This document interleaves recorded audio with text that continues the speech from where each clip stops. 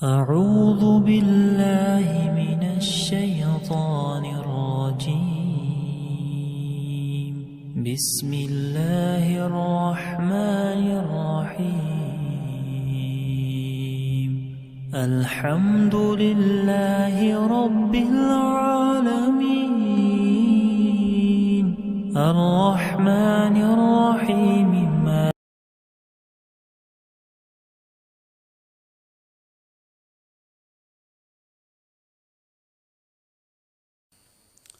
السلام علیکم ورحمۃ اللہ وبرکاتہ.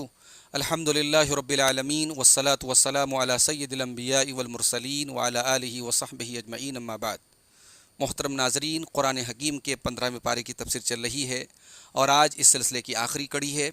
پچھلے درس میں آپ نے سورۃ الکہف کی آیت نمبر 54 تک کی تفسیر سماعت کی تھی. آئیے آگے بڑھتے ہیں. اعوذ باللہ من الشیطان الرجیم. وما منع الناس ان یؤمنوا اذ جاءهم الہدی ویستغفروا ربهم الا ان تأتیہم سنت الاولین او یأتیہم العذاب قبلا. لوگوں کو نہیں روکا ایمان لانے سے. اذ جاءہم الہدی، جب لوگوں کے پاس ہدایت آ گئی تو ایمان لانے سے اور اپنے رب کی مغفرت طلب کرنے سے لوگوں کو نہیں روکا، مگر اس چیز نے ان تأتیہم سنت الاولین، کہ ان کے پاس پہلوں کی روش اور پہلوں کا طریقہ آ جائے، او یاتیہم العذاب قبلا، یا ان کے بالکل سامنے عذاب آ جائے. یعنی پہلے کی قوموں کو جو معجزے وغیرہ دکھائے گئے وہ آ جائیں، یا ان اپنی آنکھوں سے عذاب دیکھ لے. حالانکہ اللہ کا عذاب دیکھنے کے بعد اگر وہ ایمان لے بھی آئے تو پھر وہ ایمان اللہ تعالیٰ کے معتبر نہیں ہوگا. اور پچھلی قوموں کا بھی طریقہ یہی رہا ہے کہ جب انہوں نے اللہ کی نشانیوں کو دیکھ کر اور معجزوں کو دیکھ کر کے جب وہ ایمان نہیں لائے تو پھر اللہ کا عذاب ان کے اوپر آیا. وما نرسل المرسلین الا مبشرین ومنذرین، اور ہم رسولوں کو نہیں بھیجتے ہیں مگر بشارت سنانے والے اور ڈرانے والے بنا کر کے. وَيُجَادِلُ الَّذِينَ كَفَرُوا بِالْبَاطِلِ، اور کافر لوگ باطل کے ذریعے جھگڑا کرتے ہیں، لڑائی کرتے ہیں، بحث کرتے ہیں. لِيُدْحِضُوا بِهِ الْحَقَّ، تاکہ اس کے ذریعے وہ حق کو پھسلا دیں، لڑکھڑا دیں. یدحضو کا لفظ یہاں اللہ نے استعمال کیا. عربی میں دحضہ کہتے ہیں پھسلنے کو، لیکن یہاں عربی میں جب دلیل کے لیے دحضہ کا لفظ استعمال ہوتا ہے، کہا جاتا ہے دحضت الحجۃ، تو جب کسی کی دلیل باطل ہو جائے، بیکار ہو جائے، تو وہاں پہ یہ لفظ استعمال ہوتا ہے. تو کافر یہ چاہتے ہیں کہ اپنے باطل کے ذریعے وہ حق کو دبا دیں. لیدحضوا بہ الحق، وہ حق کو دبا دیں، لڑکھڑا دیں. واتخذوا آیاتی وما انذروا ہزوا، اور انہوں نے میری نشانیوں کو اور جن کے ذریعے ان کو ڈرایا گیا ان کو انہوں نے مذاق بنا دیا. اللہ کی نشانیوں کو مذاق بنانا یہ جھٹلانے کی سب سے بدترین شکل ہے جو ان مشرکین نے اختیار کی. ومن اظلم ممن ذکر بآیات ربہ، اور اس سے بڑا ظالم کون ہوگا جس کے سامنے اس کے رب کی آیتوں کو پیش کیا جائے، سمجھایا جائے. فأعرض عنہا، اور ان سے وہ اعراض کرے. ونسی ما قدمت یداہ، اور جو کچھ اس کے ہاتھوں نے بڑھایا اس کو بھول جائے، اپنی بدعمالیوں کو بھول جائے. انا جعلنا علی قلوبہم اکنۃ ان یفقہوہ، ہم نے ان کے دلوں پر پردے ڈال دیے ہیں اس قرآن کو سمجھنے. ان یفقہوہ، اس قرآن کو وہ نہیں سمجھ سکتے. ان کے ظلم کی وجہ سے، ان کی سرکشی کی وجہ سے، ان کے ضد کی وجہ سے اللہ نے ان کے کانوں پر پردے ڈال دیے، ان کے دلوں پر پردے ڈال دیے. وفی آذانہم وقرا، اور ان کے کانوں پر ہم نے ڈانٹ لگا دیے، ان کے کانوں پر ہم نے گرانی بھاری کر دیا. ان کے کانوں کو قرآن کو سننا بھی نہیں چاہتے، نہ تو سن سکتے ہیں نہ سمجھ سکتے ہیں. وَإِن تَدْعُهُمْ إِلَى الْهُدَى فَلَنْ يَهْتَدُوا إِذًا أَبَدًا، اور اے نبی اگر آپ ان کو ہدایت کی طرف بلائیں گے تب بھی یہ ہرگز کبھی بھی یہ ہدایت نہیں پا سکتے. وَرَبُّكَ الْغَفُورُ ذُو الرَّحْمَةِ، اور آپ کا رب بہت بخشنے والا، رحم والا ہے. لَوْ يُؤَاخِذُهُم بِمَا كَسَبُوا، اگر وہ لوگوں کے کرتوتوں کا فوراً مؤاخذہ کرے، پکڑ کرے، لَعَجَّلَ لَهُمُ الْعَذَابَ، تو وہ اپنا عذاب ان کے لیے جلدی بھیج دے. یہ اللہ کی رحمت ہے کہ وہ مہلت دیتا ہے. اگر وہ بندوں کے اعمال کی پکڑ فوراً کرے گا تو فوراً لوگوں کے اوپر عذاب آئے گا اور پھر بڑی مشکل ہو جائے گی، زندگی لوگوں کی دوبر ہو جائے گی. بل لہم موعد لن یجدوا من دونہ موئلا، بلکہ لوگوں کے لیے ایک وقت مقرر ہے اور اس سے ورے وہ کوئی پناہ کی جگہ نہیں پائیں گے، اس سے بچ نہیں سکتے. وہ اللہ کا جو وقت مقرر ہے عذاب کا، اگر وہ آ گیا تو پھر لوگ اس سے بچ نہیں سکتے. موئل کہتے ہیں پناہ کی جگہ کو. وَتِلْكَ الْقُرَىٰ أَهْلَكْنَاهُمْ لَمَّا ظَلَمُوا، اور یہ بستیاں ہیں اے مشرقین مکہ، جن بستیوں کے ہم نے حالات بیان کیے، قوم عاد ہے، قوم سمود ہے، قوم لوط ہے، قوم شعیب ہے. ان بستیوں کے ہم نے جو حالات بیان کیے، أَهْلَكْنَاهُمْ لَمَّا ظَلَمُوا، جب انہوں نے ظلم کیا ہم نے ان کو ہلاک کر دیا. وَجَعَلْنَا لِمَهْلِكِهِمْ مَوْعِدًا، اور ہم نے ان کی ہلاکت کا ایک وقت مقرر کر کے رکھا تھا. لہٰذا اگر تم کو مہلت دی جا رہی ہے تو مہلت پر اتراؤ مت. ان کو بھی مہلت دی گئی تھی اور پھر اللہ کا عذاب آیا تو یہ بچ نہیں پائے. اللہ نے جو مہلت دی ہے اس کے دوران تم ایمان لے آؤ، یہی تمہارے حق میں بہتر ہے۔ وَإِذْ قَالَ مُوسَىٰ لِفَتَاهُ لَا أَبْرَحُ حَتَّىٰ أَبْلُغَ مَجْمَعَ الْبَحْرَيْنِ أَوْ أَمْضِيَ حُقُبًا۔ اب یہاں سے اللہ تعالیٰ حضرت موسیٰ اور حضرت خضر کا واقعہ بیان کر رہا ہے۔ صحیح بخاری کے اندر اس کا شان نزول موجود ہے کہ ایک مرتبہ ایک سوال کرنے والے سائل کے جواب میں جب اس نے پوچھا کہ اس وقت روئے زمین کا سب سے بڑا عالم کون ہے، حضرت موسیٰ نے کہہ دیا کہ میں ہوں۔ اللہ کو ان کی یہ بات پسند نہیں آئی اور اللہ نے کہا کہ اے موسیٰ، ہمارا فلاں بندہ ہے جو آپ کو مجمع البحرین پر ملے گا، اس کو ہم نے خاص علم دیا ہے جو آپ کے پاس بھی نہیں ہے۔ اور اللہ تعالیٰ نے اس کی یہ نشانی بتائی کہ آپ اپنی ٹوکری میں ایک مچھلی کو رکھیں گے جو مردہ مچھلی ہوگی، لیکن جہاں پر آپ کو ہمارے اس نیک بندے سے ملنا ہوگا وہاں وہ مچھلی زندہ ہو جائے گی اور آپ کو پتہ لگ جائے گا۔ تو حضرت موسیٰ علیہ السلام اللہ کے اس نیک بندے کی تلاش میں نکلے اور ساتھ میں ایک نوجوان نبی کو، حضرت یوشع بن نون کو، جو حضرت موسیٰ علیہ السلام کے بعد ان کے جانشین بنے تھے، ان کو لیا۔ تو یاد کرو جب موسیٰ نے اپنے نوجوان شاگرد سے کہا لا ابرحو، میں نہیں ٹھہروں گا، میں چلتا رہوں گا، حتیٰ ابلغ مجمع البحرین، یہاں تک کہ میں دونوں دریاؤں کے سنگم پر پہنچ جاؤں، او امضی حقبا، یا میں بہت مدت دراز تک، بہت لمبی مدت تک چلتا رہوں گا۔ یہ مجمع البحرین کون سی جگہ ہے؟ اس کے بارے میں کوئی واضح نص تو موجود نہیں ہے، لیکن قرائن سے یہ پتہ چلتا ہے کہ اس سے جو ہے صحرائے سینا کا وہ جنوبی حصہ، جنوب کا یعنی کہ دکن کا جو حصہ ہے صحرائے سینا کا، جہاں پہ خلیج عقبہ اور خلیج سویس دونوں مل کر کے بحر احمر میں، ریڈ سی میں مل جاتے ہیں، تو وہ جگہ یہاں پہ مراد ہے۔ لیکن قرائن سے یہ بات معلوم ہوتی ہے، کوئی واضح نص اس سلسلے میں موجود نہیں ہے کہ یہ کون سی جگہ تھی۔ تو حضرت موسیٰ نے کہا کہ میں چلتا رہوں گا یہاں تک کہ میں اس جگہ پہنچ جاؤں مجمع البحرین، ورنہ میں ایک لمبی مدت تک چلتا۔ حقوب کے معنی دو معنی ہوتے ہیں، ایک تو لمبی مدت اور ایک معنی ہے 70-80 سال۔ تو 70-80 سال بھی ظاہر ہے بہت لمبی مدت ہوتی ہے، تو مراد یہی ہے کہ جب تک چلتا رہنا پڑے میں چلتا رہوں گا جب تک کہ وہ جگہ مجھے نہ مل جائے۔ فلما بلغ مجمع بینہما، تو جب دونوں دریاؤں کے سنگم پر پہنچے، نسیا حوتہما، تو دونوں اپنی مچھلی کو بھول گئے۔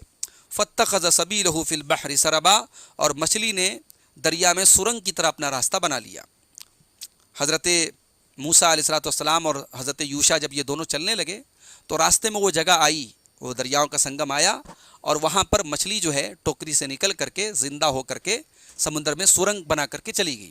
اور حضرت یوشع نے یہ منظر دیکھا بھی، لیکن وہ حضرت موسیٰ کو بتانا بھول گئے۔ فلما جاوزا قال لفتاہ آتنا غداءنا، تو جب دونوں وہاں سے آگے بڑھ گئے اور کافی دور نکل گئے، قال لفتاہ، تو حضرت موسیٰ نے اپنے شاگرد سے کہا آتنا غداءنا، ہمارا ناشتہ لاؤ، لقد لقینا من سفرنا ھذا نصبا، اس سفر سے ہمیں تھکاوٹ لاحق ہو گئی ہے، کافی لمبا سفر کر کے ہم لوگ آگے تھک گئے، ناشتہ لاؤ۔ یعنی وہاں پہ جہاں پہنچے تھے وہاں پورا دن گزرا، پھر رات گزری، اگلے دن اب ناشتے کے لیے جو ہے حضرت موسیٰ اپنے شاگرد سے کہہ رہے ہیں، یعنی کافی اس جگہ سے گزرے ہوئے بھی کافی ٹائم گزر گیا۔ قال ارأیت اذ اوینا الی الصخرۃ فانی نسیت الحوت، تو حضرت یوشع نے کہا کہ آپ کا کیا خیال ہے، جب ہم پتھر کے پاس ٹھہرے تھے تو میں مچھلی کے بارے میں آپ کو بتانا بھول گیا، وہاں مچھلی نے راستہ بنا کر کے سمندر میں مچھلی چلی گئی، میں آپ کو بتانا وہاں پہ میں بھول گیا۔ وما انسانیہ الا الشیطان ان اذکرہ، اور اس کو آپ سے ذکر کرنے کا اور آپ کو بتانا میں چاہتا تھا، لیکن شیطان نے مجھے بھلوا دیا کہ میں آپ سے اس کا ذکر کروں۔ واتخذ سبیلہ فی البحر عجبا، اور مچھلی نے سمندر میں عجیب و غریب طریقے سے اپنا راستہ بنا لیا۔ قال ذلک ما كنا نبغی، حضرت موسیٰ نے کہا کہ اسی کی تو ہم کو تلاش تھی۔ فرتدا علی آثارہما قصصا، تو دونوں اپنے قدم کے نشانات پر چلتے ہوئے واپس لوٹے۔ اب یعنی جہاں سے وہ چلے تھے اس مجمع البحرین اس جگہ پر اپنے قدموں کے نشان کو دیکھتے دیکھتے تلاش کرتے کرتے وہ واپس آئے۔ فوجدا عبدا من عبادنا آتیناہ رحمتا من عندنا وعلمناہ من لدنا علما، تو ان دونوں نے پایا ہمارے بندوں میں سے ایک بندے کو، آتیناہ رحمتا من عندنا، جنہیں ہم نے اپنی طرف سے رحمت عطا فرمائی تھی، وعلمناہ من لدنا علما، اور ہم نے اپنے پاس سے انہیں ایک خاص علم عطا فرمایا تھا۔ یہ اللہ کے بندے کون تھے؟ یہ حضرت خضر تھے، اور حضرت خضر جو تھے ان کے بارے میں صحیح بات یہی ہے کہ یہ اللہ کے نبی تھے، اس لیے کہ آگے اللہ نے کہا وَآتَيْنَاهُ رَحْمَةً مِّنْ عِنْدِنَا، ہم نے ان کو اپنی طرف سے رحمت دی، تو رحمت سے مراد اکثر مفسرین نے نبوت کو لیا ہے کہ وہ نبی تھے۔ اور حضرت خضر کا نام خضر کیوں پڑا؟ تو صحیح بخاری میں اس سلسلے میں ایک روایت ہے کہ حضرت خضر جو تھے ایک مرتبہ وہ زمین پر بیٹھے تھے، تو جس حصے پر زمین سفید زمین تھی وہ ان کے بیٹھنے کے بعد وہ زمین کا وہ حصہ سرسبز و شاداب ہو گیا، ہرا بھرا ہو گیا، تو اسی دن سے ان کا نام خضر پڑ گیا۔ تو اللہ تعالیٰ نے حضرت خضر کو تکوینی امور کا، کائنات میں ہونے والے اللہ تعالیٰ کی طرف سے جو امور ہیں ان کا ایک خاص علم دیا تھا کہ کسی کام کے بعد کیا ہونے والا ہے، تو ان تمام چیزوں کا علم اللہ تعالیٰ نے حضرت خضر کو دیا تھا۔ لیکن اس سے بعض صوفیہ نے جو یہ استدلال کیا ہے کہ علم ظاہر کے علاوہ ایک علم باطن ہوتا ہے، قرآن و سنت کے علاوہ ایک خاص علم ہوتا ہے جو اللہ تعالیٰ اپنے خاص بندوں کو دیتا ہے، وہ غیر نبی بھی ہو سکتے ہیں، اور اس طریقے سے صوفیہ کے ہاں بہت ساری گمراہیوں کا راستہ کھلتا ہے۔ ان تمام چیزوں کی یہاں سے دلیل نہیں پکڑی جا سکتی، کیونکہ یہ حضرت خضر کے بارے میں اللہ تعالیٰ کی طرف سے وضاحت ہے کہ اللہ تعالیٰ نے ان کو ایسا علم دیا تھا، کسی اور کے بارے میں ایسی وضاحت نہیں ہے۔ اور دوسری بات یہ کہ حضرت خضر کے بارے میں صحیح بات یہ ہے کہ وہ اللہ کے نبی تھے، تو جب وہ نبی تھے تو پھر کسی غیر نبی کو اس درجے پر فائز کرنا اور اس سے پھر ہر شعبدہ دکھانے والے اور چمتکار دکھانے والے کو یہ درجہ دینا کہ اللہ تعالیٰ نے اس کو علم لدنی عطا فرمایا ہے، یہ بالکل غلط بات ہے۔ قال له موسیٰ هل اتبعک علی ان تعلمنی مما علمت رشدا، حضرت موسیٰ نے ان سے کہا کہ کیا میں آپ کے ساتھ ساتھ چلوں، آپ کی پیروی کروں اس بات پر کہ آپ مجھے اس میں سے سکھائیے جو آپ کو سکھایا گیا ہے، جو بھلی بات، جو ہدایت کی بات آپ کو سکھائی گئی وہ آپ اس میں سے مجھ کو بھی سکھائیے۔ یعنی یہ ادب دیکھیے، علم سیکھنے کا ادب دیکھیے کہ حضرت موسیٰ خود پیغمبر ہیں اور حضرت خضر سے کتنے ادب سے کہہ رہے کہ کیا میں آپ کے پیچھے پیچھے چل سکتا ہوں۔ اس سے یہ بھی ثابت ہوا کہ استاذ کی اتباع کرنے میں اور استاذ کے پیچھے پیچھے چلنے میں شاگرد کو علم ملے گا، استاذ سے آگے بڑھنے پر علم نہیں ملے گا۔ قال انک لن تستطیع معی صبرا، حضرت خضر نے کہا کہ آپ ہرگز میرے ساتھ صبر نہیں کر پائیں گے۔ وکیف تصبر علی ما لم تحط بہ خبرا، اور آپ کیسے صبر کریں گے اس چیز پر جس کے واقفیت کا آپ نے احاطہ نہیں کیا ہے، جس کی خبر کا آپ نے احاطہ نہیں کیا، جس کے بارے میں آپ کو معلوم ہی نہیں ہے، تو آپ کیسے اس پر صبر کر پائیں گے۔ قال ستجدنی ان شاء اللہ صابرا ولا اعصی لک امرا، حضرت موسیٰ نے کہا اگر اللہ نے چاہا تو آپ مجھے صبر کرنے والا پائیں گے اور میں آپ کے کسی حکم کی نافرمانی نہیں کروں گا۔ یہ ہے ایک شاگرد کے آداب، علم سیکھنے کے آداب، کہ میں آپ کی ہر بات مانوں گا، میں کوئی نافرمانی نہیں کروں گا۔ قال فإن اتبعتنی فلا تسألنی عن شیء حتی احدث لک منہ ذکرا، حضرت خضر نے کہا کہ اگر آپ میرے ساتھ چلنا چاہتے ہیں، میری اتباع کرنا چاہتے ہیں تو ٹھیک ہے، آپ کسی چیز کے بارے میں سوال مت کیجیے گا، حتی احدث لک منہ ذکرا، جب تک کہ میں خود آپ سے ذکر نہ کر دوں آپ مت پوچھیے گا۔ فانطلقا، تو دونوں چلے، حتی اذا رکبا فی السفینۃ خرقہا، یہاں تک کہ جب دونوں کشتی میں سوار ہوئے تو حضرت خضر نے کشتی میں سوراخ کر دیا۔ قال اخرقتہا، حضرت موسیٰ نے کہا کہ آپ نے کشتی میں سوراخ کر دیا، لتغرق اہلہا، تاکہ آپ کشتی والوں کو ڈبا دیں۔ لقد جئت شیئا امرا، یقیناً آپ نے بڑے خطرے کا کام کیا ہے، بہت بھاری کام کیا ہے۔ امرا کہتے ہیں الداہیہ العظیمہ، بہت ہی ہیبت ناک اور خطرناک معاملے کو۔ تو حضرت موسیٰ نے کہا کہ آپ نے بڑا خطرناک کام کیا ہے۔ قال الم اقل انک لن تستطیع معی صبرا، حضرت خضر نے کہا کہ کیا میں نے نہیں کہا تھا کہ آپ میرے ساتھ صبر نہیں کر پائیں گے۔ قال لا تؤاخذنی بما نسیت ولا ترہقنی من امری عسرا، حضرت موسیٰ نے کہا کہ جس بات کو میں بھول گیا اس پر آپ میری پکڑ مت کیجیے، ولا ترہقنی من امری عسرا، اور میرے معاملے میں میرے اوپر مشکل مت ڈالیے، میرے ساتھ آسانی کا معاملہ کیجیے۔ فانطلقا، دونوں پھر آگے بڑھے، حتی اذا لقیا غلاما فقتلہ، آگے بڑھنے پر دونوں کی ملاقات ایک بچے سے ہوئی، حضرت خضر نے اس بچے کو قتل کر دیا۔ قال اقتلت نفسا زکیۃ بغیر نفس لقد جئت شیئا نکرا، حضرت موسیٰ نے کہا کہ کیا آپ نے ایک پاک جان کو، ایک معصوم بچے کو آپ نے قتل کر دیا، بغیر نفس، بغیر جان کے بدلے جان کا معاملہ ہوتا تو الگ بات ہے، آپ نے ایک معصوم کو، ایک پاک جان کو آپ نے قتل کر دیا بغیر جان کے بدلے کے۔